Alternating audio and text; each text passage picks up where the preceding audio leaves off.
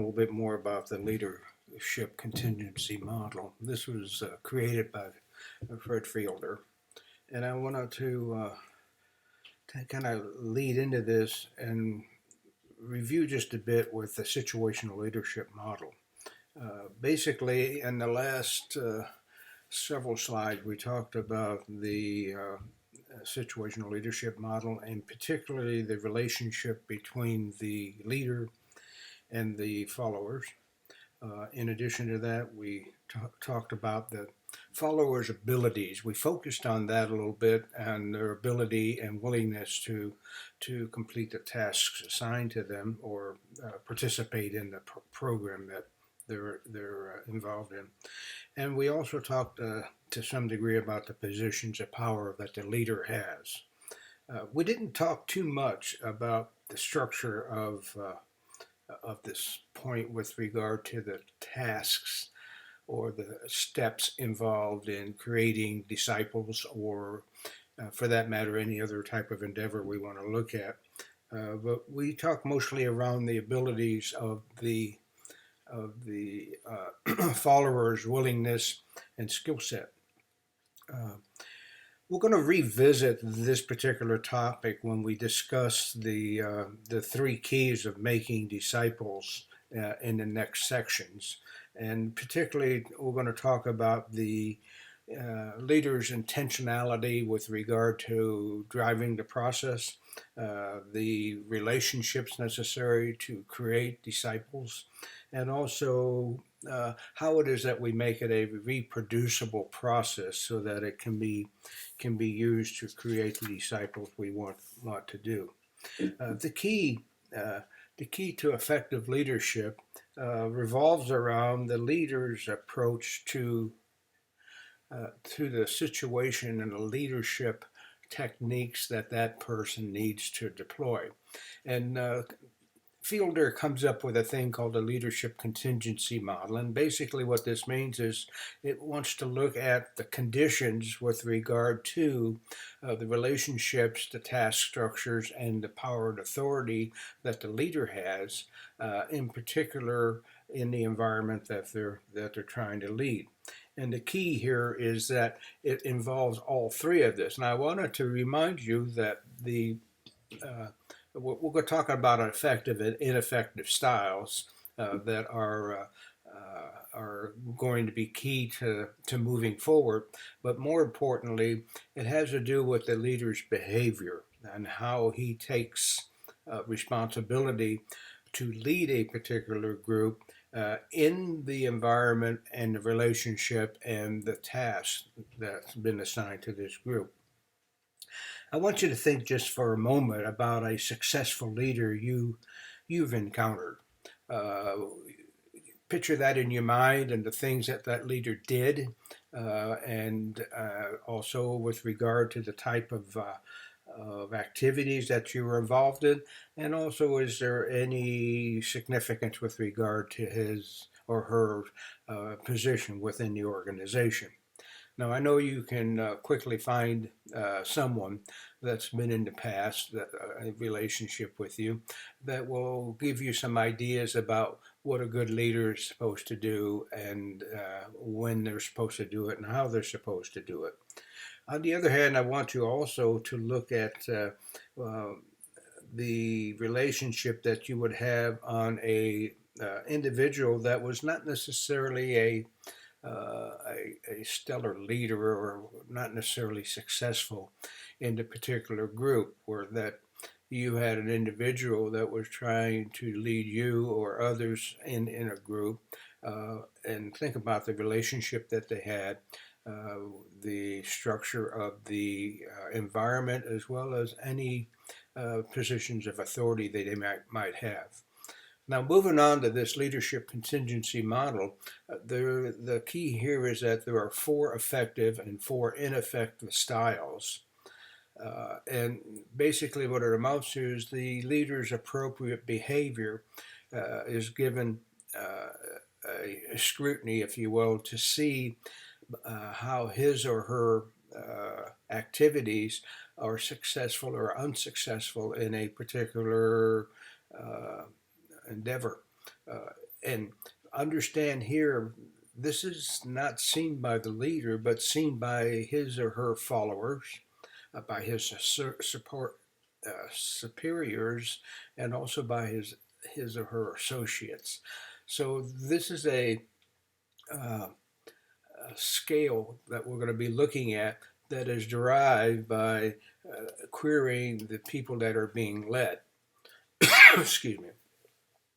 Fielder's contingency theory model revolves around something I think is kind of core to all of us, and it's called a least preferred coworker scale. And basically, what this amounts to is people were asked to fill out a survey that would look at their particular people that are surrounding them in their workplace or their church or whatever, or wherever that they happen to be involved in a common goal, and rate those people how friendly they are, how nice, and then how cooperative. Uh, so I want you to imagine what were the influences that were good or bad with regard to individuals within the organization that you felt were somewhat uncooperative or were in the way. What your relationship was with regard to their activities. Now, basically, what happens if you can separate the individual's uh, personality and the individual's activities, whether it's cooperative or incooperative, if you can separate those two, or you can have a person that is difficult to get along with, but you still like or recognize him as a nice person, then you are more of a person that is people oriented. You can separate the job from the person. However, on the other hand, there's a thing called a low LPC score, low least preferred coworker scale. That means that you can't separate the individual from the duties or the performance that they have on a job, and you just don't get along.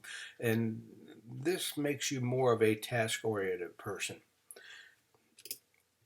So Fielder moves on a little bit, and he wants to provide us some information about this LPC score. And just he reminds us that and incidentally, this is your LPC score with regard to another individual. It's not the score of that individual, but it's your attitude and your particular bias, if you will, regarding an individual that is working with you.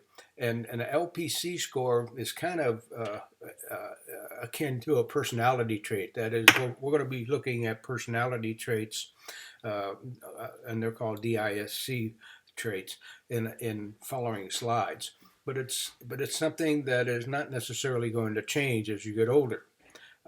Instead, what a leader should be trying to do is to get the right person in the right situation in order to be successful. Now,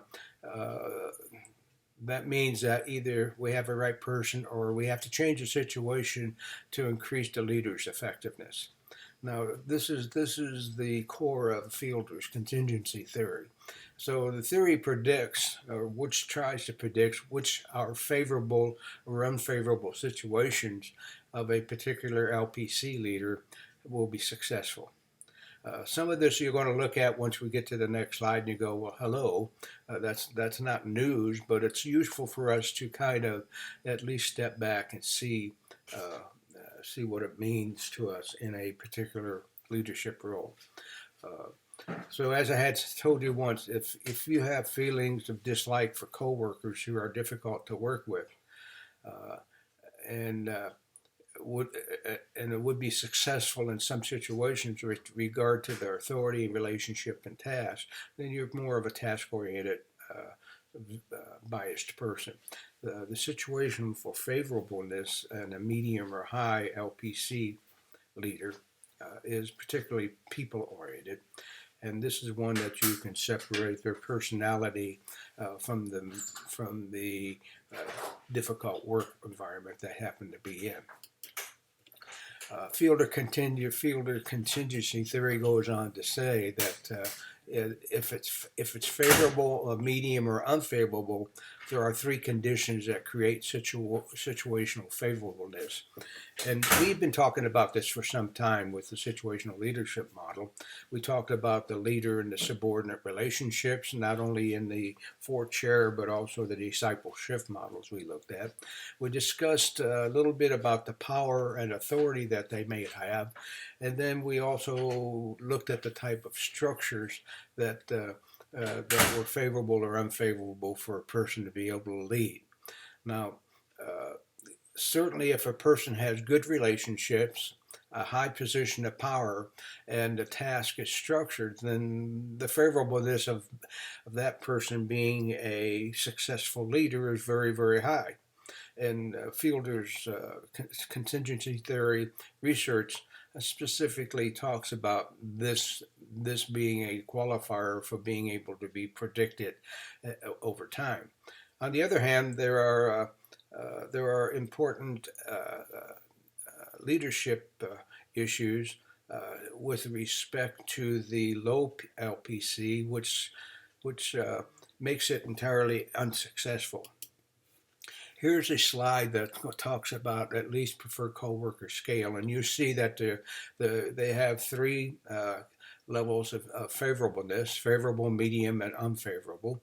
They talk about the relationship as being good or poor, the positions of power being high or low, and the task structure being high or low, and the best style of leadership to be able to use. Now, remember, a low LPC leader is one that is going to be favorable when they have good relationships, good positions of power, and the task structure is pretty clear.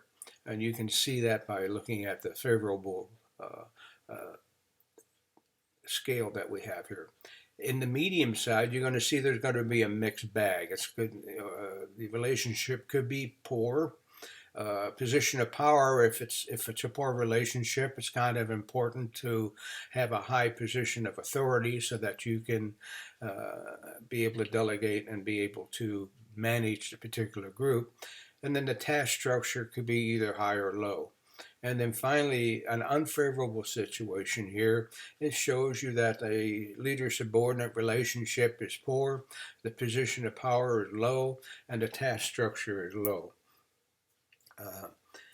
So I wanted to give you another thought. We didn't talk much about situational leadership with regard to the task structure, but I want to make a note here that the format and the relationship and the staff that are in a particular endeavor, such as creating disciple, it's important that there is a good relationship among them. No one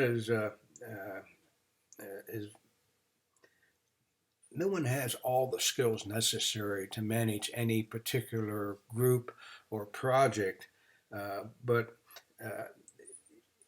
if you're in a situation like that, then it's time to change the environment. And it's important that we understand how this impacts a particular group of people, particularly in making disciples. And we're going to start by looking at the dynamics of leadership through three components: the relationship, the task structure, and then the power or authority there. I wanted to give you an example here of one of my experiences as a director of client development services at an IT company. I adopted the following attitude. My job was to remove roadblocks.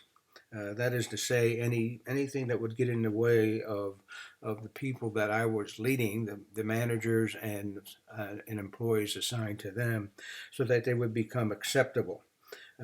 So I would remove the roadblocks that would allow the people to assign to me that they could do their job easier, more effectively, and quicker.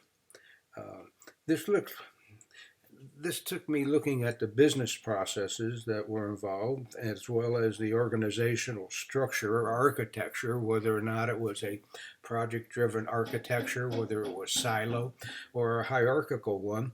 I had to look at the personnel, not only the personnel that were I was managing and leading, but the personnel that I was working for, and look at the competencies of those particular groups. Also look at their abilities and their attitude.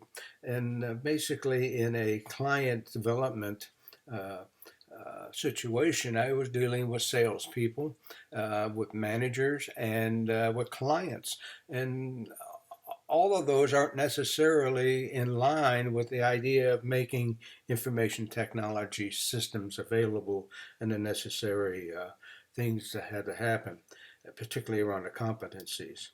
So, in my humble opinion, if my employees were more successful, faster at getting their job done, having high quality, and being able to allow them to make their job easier for them to perform, then I saw those results not only in the attitude and the morale of the people that were working with me, but also for on the client side, their appreciation for the type of people that were assigned to me. Now, so we're going to go ahead and look into a little bit more about this LPC. It's going to become a tri-dimensional leadership model. We're going to overlay these particular concepts on the situational leadership model in the next slides.